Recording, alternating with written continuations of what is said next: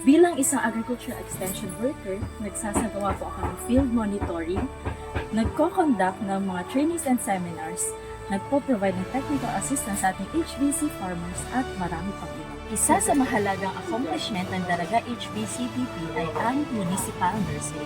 Naging malaking tulong ito hindi lang sa ating HBC farmers, kundi pati na rin sa mga residente ng bayan ng Daraga na gustong magtanim ng gulay. Ilan sa mga nabigyan ng ating quality vegetable seedlings ay ang 54 barangays ng Daraga para sa kanilang communal vegetable garden.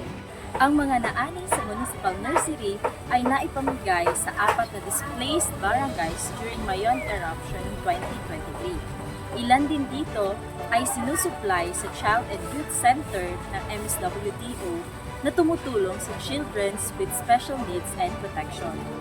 Ako po'y lubos na nagpapasalamat sa Department of Agriculture sa pagbibigay parangal at pagkilala sa aming mga agricultural extension worker.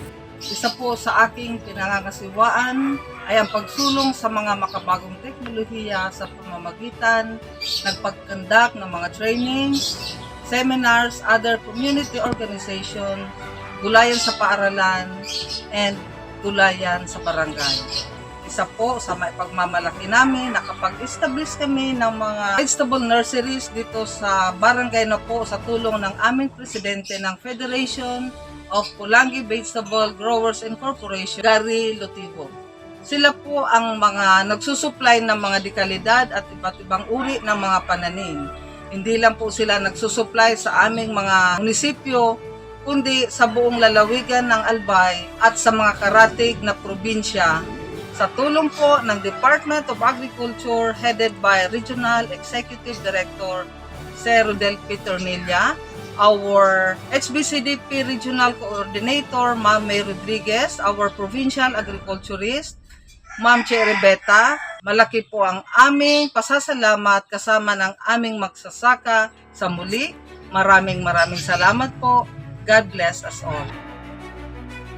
Ako po si Manny Asuncion, isang agricultural extension worker. Ako po ay nasa ika-14 na taon ng HBCC Coordinator, Organic Agriculture Cobal Person ng aming bayan. Isa po sa aking mga programang hinawaan at pinangangasiwaan ay ang Farmer Support Program, Gulayan sa Paaralan Program, at ang Organic Agriculture Program. Ako po ay taus-pusong nagpapasalamat sa Department of Agriculture Regional Field Office 5 sa suportang ibinibigay nila sa aming bayan. Ang Gulayan sa Paaralan Program ay isang napakalaking programa para sa aming mga public elementary and secondary schools na kung saan kami ay nagbibigay ng libreng seedlings, mga pataba, technical assistance sa kanila. Maraming salamat po sa Department of Agriculture sa pag-recognize sa akin bilang isang awardee na EEWs ng aming bayan at ng aming probinsya. Magandang araw po sa inyong lahat. Senyorita Villaluz, 20 years nang nanunungkulan bilang kawani ng local government ng Daet. So, bali 2004 po nang na-hire ako sa local government unit of Daet bilang high value coordinator. 2007 ang maging coordinator. 2019 nang maging baing coordinator at 2023 nang maging MUNPAC coordinator. Hindi po madali sa akin ang pagiging coordinator po ng iba't ibang programa ng aming bayan. Lalo na po ang daming mga kinakaharap ng mga lupas and issues and concern na kailangan pong matugunan ng ating mga farmer. Kami po ay nagagalak sapagkat ang aming pong lokal na pamahalaan ng Daet through our office, the Municipal Agriculture Office, ay napili bilang isa sa mga awardee ng Regional Outstanding High Value Crops Coordinator sa buong Bicol Region. Isa po sa programa na ipinagmamalaki po ng aming opisina ay ang Annual Search for Oh My Gulay Challenge. Ito po ay ika-4 at ika-5 na next year na kung saan ito po ay sinasalihan ng ating mga backyard racers sa buong bayan ng Daet. So muli po kami nagpapasalamat sa Department of Agriculture sa pagbibigay po ng pagkakataon na may pamalas ang ganitong programa. Bilang isang supervising agriculturist sa OPAG ng Camarines Norte at kasalukuyang Provincial High Value Coordinators, isang pipiliyo para sa akin ang makapagambag sa mga programa direktang nakakaapekto sa kabuhayan ng mga magsasaka dito sa aming lalawigan. Sa aming 37 years na paninigbihan sa gobyerno, isa sa mga highlights ng aking career ay ang mahabang panahon ng pagsisilbi bilang AEW dito sa aming probinsya. Full support ang aming pamahalaan para sa lalong mapaunlad ang buhay ng aming mga magsasaka, lalo na ang mga magkulay. Kami din ay buong pusong sumusuporta at nakikilahok sa mga programa ng HBCDP, lalong-lalo na ang Gayan sa Barangay at Gulayan sa Paaralan Contest at iba pa.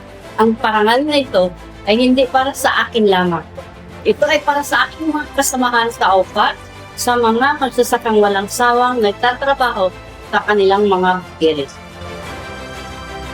25 years na ako na empleyado kang City Government of Naga, pero 15 years and 8 months na akong Agriculture Extension Worker sa City Agriculture's Office. Ang banner program na pigahandle lang kayo, ang High Value Crops Development Program. Nag-start ako way back 2010. Sa High Value Crops Development Program, may itaos akong task ang sa kuyang head of office dati. Itong paano ko masususog sa mga walk-in clients sa tinatawan mo ng seeds. Kaya naggibo kami sa rong programa na mag-conduct ng mga lecture para duman lang magtataon ng mga seeds. Hanggang sa naging mag-si program, inadapt kan sa rong NGO, natawan ng fund para napadago si programa na mag-conduct naman kami ng seedling propagation na itinataw duman sa mga community. Bako lang sa mga small-scale farmers, itong mga nag-urban container garden, natatawan miran ito ng mga seedling. Pasalamat ako sa mga farmers sa dakulang pagtubod sa sakuya, sa mga itinatao ko sa INDA na mga technology, si mga naitatabang sa INDA. Salamat na maray sa Director kang Department of Agriculture, Director Rodel Tortilla, Ma'am Mary Grace Rodriguez. Salamat pong maray sa pag-a-approve ko sa kuya mga kahagadan. Award na ini, bako lang sa sakuya, kundi ining award na ini sa pagrekognisar sa opisina, sa high value, sa tuwi gabos ini sa effort na ginikibot sa pagtarabangan. Salamat na maray sa Indo Gabos. Ang role ko po bilang agricultural extension worker, ang na-assign po sa akin ay High Value Crops Development Program. So since 2007, nag-start na ako sa program until now. Isang naka-successful na implementation ng program, yung clustering of farmers. So yung F2C2.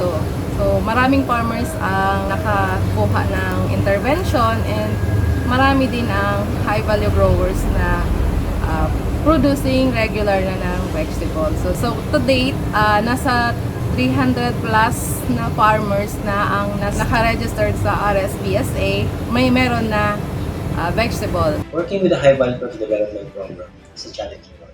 It is a work with the community and a work with our client farmers. Our mission is to increase their production and link them to the market.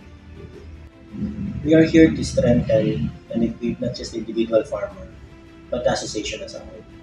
I think my greatest accomplishment is my initiative to increase the budget of the High Value Crops. I started as coordinator with a budget of 200,000, and now the average budget for the High Value Crop is 1.5 million. We also got 5 million pesos from the Economic Development Fund of the local government unit. This is for the enhancement of the level of mechanization in the municipality in support to the High Value Crops and Rice Program. We also got so many intervention from the Department of Agriculture, especially when our federation qualified for the F2C2 program, the DA. We would like to extend our gratitude to the Department of Agriculture, especially to our director, Rodel Tortilla and Ma'am May Rodriguez, and all the staff of the High Value Crops program.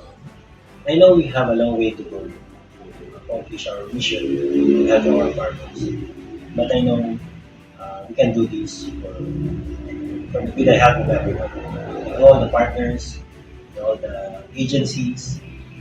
I know we can do more and serve our farmers. Let's just be happy and passionate to serve.